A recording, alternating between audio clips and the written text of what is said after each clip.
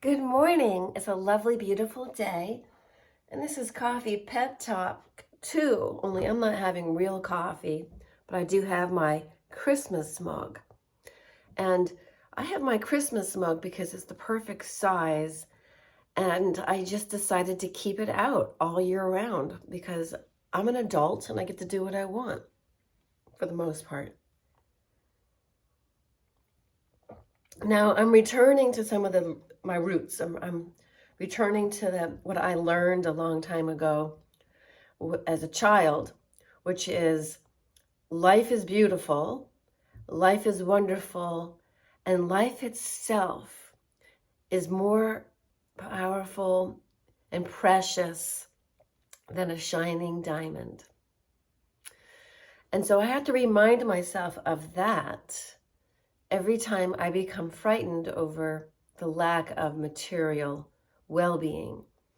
Now, my lack of material well-being isn't such that I want to have more things. My lack of material well-being, perceptibly, is because I don't have the savings necessary to meet any mishap of grand proportions to my physical being. Nor do I have health insurance. And because I can't actually afford the health insurance, even the Obamacare one that they had years ago, the health insurance was, you had to have a certain income level to actually get health insurance. So I don't qualify for health insurance, and I currently don't even qualify as a person to receive anything other than the goodwill of a pretend Santa Claus and the goodwill of the universe and my own personal responsibility. Now, why would I get to this place? Why would I allow such a state of being? For the adventure of it, for the sheer excitement of it, to see whether or not it's possible to develop a new value system. I'm in that, let's develop a new value system that's outside the scope of what would be considered normal. And I am so far outside the scope of normal. It's not just funny, it's hilarious. So here's to the lack of normalcy, everybody. Now this is not coffee. It's a combination of things, and I'll share that with you sometime. But right now, just pull up a cup of cuppa. Our little pep talk is going to be on what does somebody do who doesn't actually have the resources to pay for any potential mishap that could possibly happen. And I'll tell you what this person does. They return to what it was like when they were a child, which is, I expect everything to continue smooth sailing, and I expect myself to have the ability to meet the demands as they come. And I no longer believe in Santa Claus. And the story I have about Santa Claus is I found out that he was not a very good listener. When I was 3 years old, and I'm born in January, so I was a mature 3-year-old, and we have a picture of it still. And I remember what I was thinking. My mother took and put us all in cute little outfits and took pictures of myself and my 3 siblings. I have an older brother and my 2 sisters. And lo and behold, I am next to my brother, and we are looking at the Sears and Roebuck catalog. And I'm going to put in this description below the interview I did with Strand, who's a poet and a friend. he got what he wanted from Santa Claus, but I never did. And therefore, I realized Santa Claus really was not a very good listener. That's about it. That's what I learned. And I realized that you can't get what you want when you tell somebody who can't listen. Narcissists can't listen. So you're never going to receive what you want from either Santa Claus or from a narcissistic partner, no matter how well you communicate. So communication with the self has to be really honest and open. And so I am, first I got to finish that story. Okay, the way I discovered it was I wanted a Dolly that had a little comb that you could comb her hair. And I was not yet 4. Well, on Christmas morning, my 2 older sisters got that doll. And it's akin to getting a Barbie doll, but it doesn't look like a Barbie with the impossibly skinny body and shape and figure. It was a true baby doll that limbs could move and it could sit down. You know, it could sit and its arms could go up and down like a doll. And you had it had a little comb and you could comb its hair. So what happens on Christmas morning? I don't get that doll. And I cry because that's the only way you can make yourself understood. And I wanted something that I wanted because I didn't get the doll and my 2 sisters did. And obviously my mother, who had 4 kids in under 5 years, didn't have the patience to listen to the youngest, me, nor could she understand what I was saying. Because now that I'm a grandmother and I talk to my 3-year-old, and now she's 3, almost 3 and 3/4. She's 3.5. I don't understand what she's saying because I don't hear her speak every single day. I have to try to just go with her energy and see where it takes us. And then she explains what she explains to the best of her ability. That's how we get along just fine. But listening to a 3-year-old speak, if you don't know that 3-year-old, you don't know what they're talking about. I certainly don't. And you can ask them questions, you get yes or no's. Do you want this or that? If they say something else, you say this or that. So, learning how to speak to myself again and listen to myself again is where I'm at.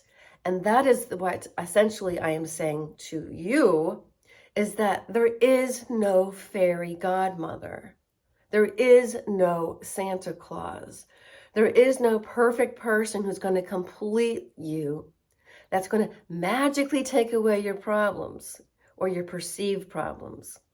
And my perceived problem that isn't even a problem is, should something calamitous happen to my physical being, I don't have the funds to cover it. I don't. I don't have health insurance. I don't. But what has that done for me? It's made it so that I clean my teeth extra careful. I make sure I know what to do. 50% hydrogen peroxide with 50% water, basically 1-to-1 dilution, to rinse and not swallow but spit out. I know about colloidal silver. This is not medical advice. I am not a doctor. And anything that I say to you that you do is your responsibility. And learning how to take care of my body, making sure my blood pressure is maintained. Number 1, I eliminated all narcissists from my daily life. That right there is a major, major blood pressure reducer. Hibiscus tea and beetroot powder. But you don't overdo any of that stuff. And beetroot powder has high iron, so men don't necessarily want to do that unless they can follow instructions. And remember, less is more is not better.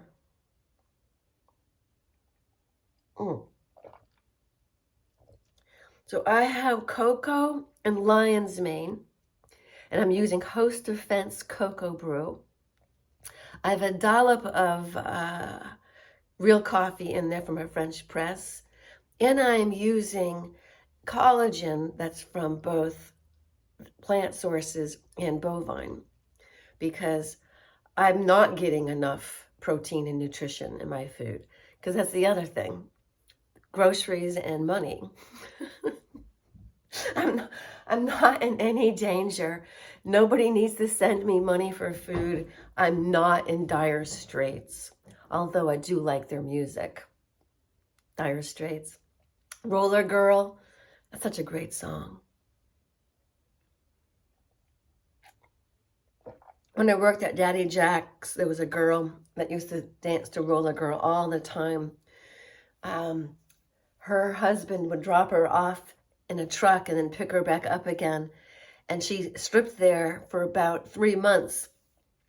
And it was because she was pregnant, and they were getting the money through her dancing so that they could afford to have their baby. Because everybody knows having a baby is very expensive unless you know your body and you can do it at home.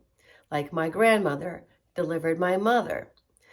And my mother delivered her babies on her back, gassed, and then the babies were stuck in a nursery and they were never put on the chest. They didn't create bonding. And she was given an episiotomy, which essentially is like cutting a piece of material, and with pressure, if you just put a little cut on material, you can then break it. So that's what they did to women back in the archaic ages. But before that, my grandmother gave birth 5 times to 6 children, because the last batch was a pair of twins. And she gave birth at home, and my grandfather delivered every single one of her children, of his children, of their children. That's how my mother came into the world, non-traumatized. However, life traumatized her, and she became the narcissist that we all know and don't love today. And she's still alive and making my father's life hell. But he might have mild autism because he's been putting up with this stuff. And the more I look back at my life, I know this was supposed to be a pep talk. The more I look back at my life, I realized how it's just filled with her yelling and him kicking the shoes when he got mad in the foyer. They had a dysfunctional relationship, and somehow we put the fun into dysfunction. But as I have been getting through my traumatized past with all the narcissist partners I chose, it wasn't until August of 2022 where I had a complete, partial actually, otherwise I wouldn't be here today, ego death. And my value systems had to change, which means I'm looking at a person's character. So my entire being has always been, somebody will rescue me. I'll have a fairy godmother. Santa Claus won't give me what I want. I learned a long time ago. But then I believed in magic. And then I manifested things through writing an intention list. And then along it would come, well, I want you to know that last big galoot I left in Virginia, that was a mail order, an M-A-L-E. It was my joke. I wrote a list of qualities I wanted. Well, he embodied them all, but he also embodied the grandest case of covert, vulnerable narcissism I'd ever experienced, by a violent man who fucks the neighbor, the bartender, anything that had a vagina and was a vulnerable woman. He fucked it. Disgusting being. He was a future faker as well. But all of that I was duped by because of my programming. So I'm taking responsibility for my programming and realizing that I have to rework everything, including the idea that I have to have a 401k, which I don't. I have 0 debt, but I don't have a whole lot of assets either, except my personality and my health. Knock on wood. So we're going to leave off there, but I'm asking you in this coffee pep talk 2 with mushroom coffee to reconsider your life in the sense of what have you wished for and gotten, and then gone, whoa, why did I wish for that? Now, I eventually did get the Dolly with the comb that I could comb her hair, and when I was 4.